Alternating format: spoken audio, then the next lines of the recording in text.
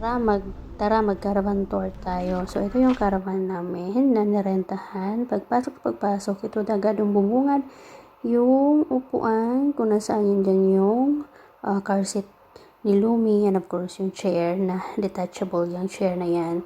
So tinatanggal namin yan pag magbibiyahe kami para maka-stretch yung legs ni Lumi. And dito naman yung sa harapan, yung dalawang seats na yan ay turnable siya, and sa taas merong plated na blinds, and merong paglalagyan ng mga gamit, and yan yung itsura niya sa baba. Sobrang laki niya, sobrang luwag.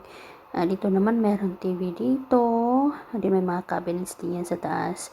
Sa taas din, sa gitna ko nakikita yung may plated blinds din na pwedeng buksan. At may dalawang stove tayo dito. And dito ay merong tubig.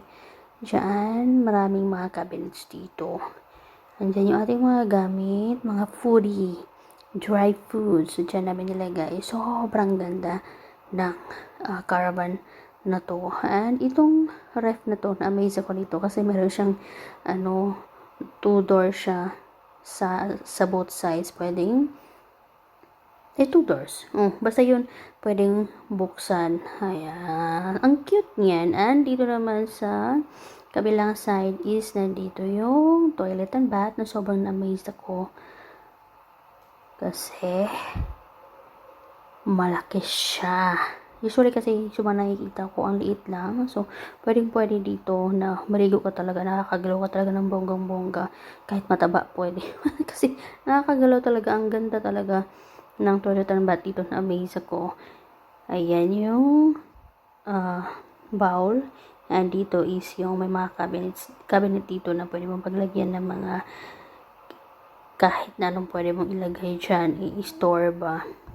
Sobrang parang bago tong caravan na to kasi yung na-drive niya is 16,000 kilometers pa lang. So yan, sa baba naman dyan ng ating lutuan ay meron naman mga cabinet, yan, storage, pwedeng paglagyan ng mga kagamitan sa kusina.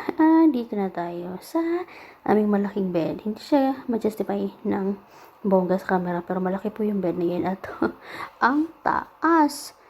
Then, dyan naman sa baba is meron naman mga cabinets na pagstoran ng mga clothes niyo. Ang daming pwedeng talagang ilagay dyan. Ang daming mga cabinets talaga. Sobrang marami kang pwedeng ilagay. Sa baba may mga mats. Yan, sa mga sides ng bed is meron mga cabinets again. Ayan, o diba? Ang dami pwedeng paglagyan ng mga gamit dyan. I really love this caravan na to. Sobrang worth it yung pagka-pricing niya. And sa mga windows naman, meron yung screen doors para sa hindi makapasok yung lamok. Yan, cabinets yung mga yan. And sa taas, meron tayong plated blinds ulit. Kung gusto mo ng maliwanag, kung gusto mo ng dark, ayan, black plated na blinds. Kasi binabuksan namin yun sa taas para makapasok yung hangin. Yan, maganda yung lights natin dyan, effect. Yan, yung mga doors, talaga tawag doon, para hindi siya matanggal or umalog-alog pag umalis kami. Sobrang worth it to. Ang ganda. Sobra.